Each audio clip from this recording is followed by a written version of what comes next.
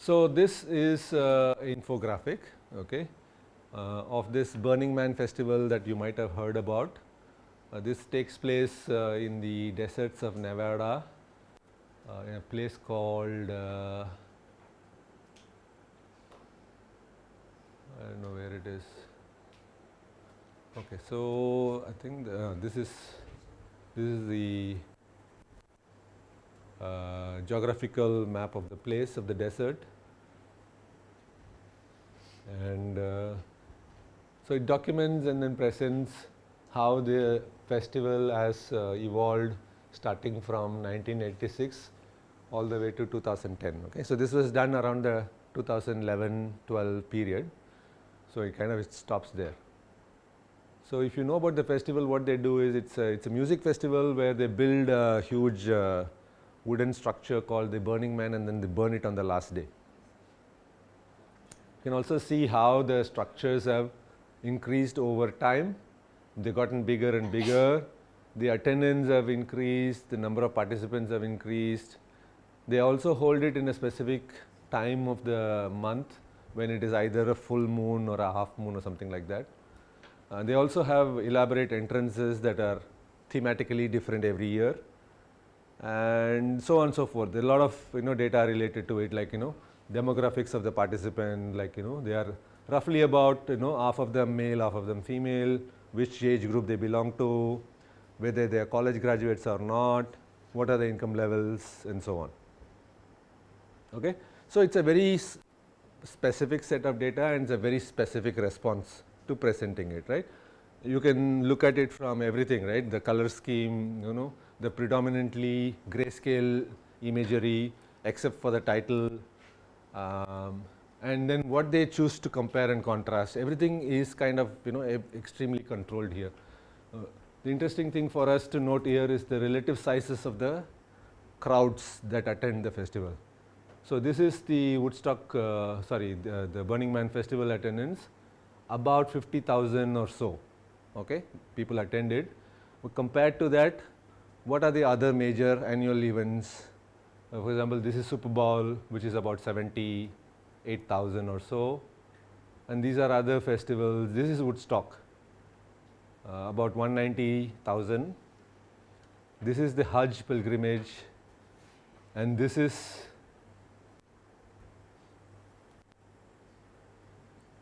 Kumbh Mela in comparison. But it's a very big thing. Okay, so this is an infographic. Okay, this is also an infographic. Okay, so again, very specific set of data.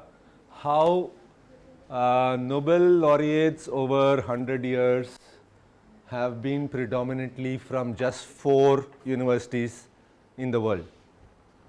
Okay, or 7 institutions, right? So these 7 universities combined to produce so many Nobel laureates over the last 100 years. It's amazing. And there is some characteristics of who they are, which field they belong to, what were the age, etc., being where they come from, which city they come from, and so on. Okay, so this on the other hand is a data visualization, right? Now this was an interactive visualization that appeared in the New York Times. Okay, so this came out in 2013, when the budget was announced, and how the money is distributed across various departments. Okay, so it was a 3.7 trillion budget that Obama proposed, and it's color coded differently, and you see the spending, right, is color coded differently. So you have these types of spending. So they have something called this mandatory spending and a discretionary spending, and this shows the changes of these various spending. Like, you can roll over. So for example, IRS got an additional 8% for their budget. On the other hand, defense procurement lost 10% from the previous year. okay, and so on. Labor department, legal activities, these are ones that gain the most. So, office of the post secondary education got a 50% increase in their budget. Okay. So, you can see that there are multiple types of coding used. Size of the circle shows the thing. Color coding shows either whether they've got an increase or a decrease, whether they got a hike or a cut. Can you select the smaller circles? Yeah, I think should be able to select. Yeah. They are just hover over, not select. Yeah, just and then the departments that get. So, the one that got the most was health and human services.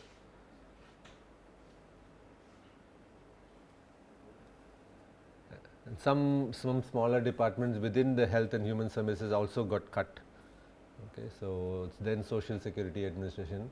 This defense department got a lot of cuts. Okay, and that is typically what you see in a democratic administration, right? They don't. I mean, they take a lot of spending away from defense. The Republicans, on the other hand, are extremely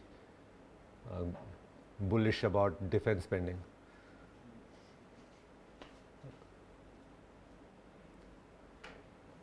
Okay, so changes, types of spending, and then all spending, right? And then there is a proposed forecast of about 901 billion deficit. Now, this is all programmatically generated, right? Something that controls these display parameters, and the data is quite large in this case, and it can be easily repurposed for a different year easily, right? For example, this is 2013, and if you just substitute with the next year's budget, this display will accordingly adjust itself. Yes.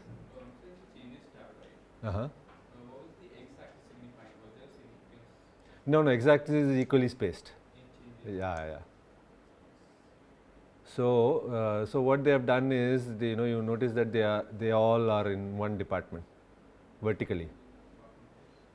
So this is transportation, all transportation. Okay. So each column is one department. Okay. So the departments you see here, right? These are the departments which are. So x-axis doesn't have a value, which is the one y-axis, right? So from about more than 26% to more than 26% on either axis. So the last one is others. This is legislative branch, interior.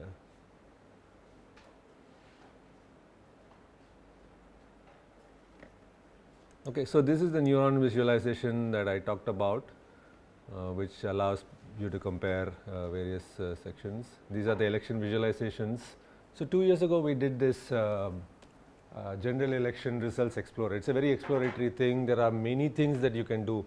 You can compare 5 general elections starting from 1999 onwards, and then you can compare, you can look at different states, many things, many parameters are there. So this is really very useful for journalists who are trying to write some interesting analytical pieces, but they want to look at specific years, specific parties, specific elections, and then try some analysis.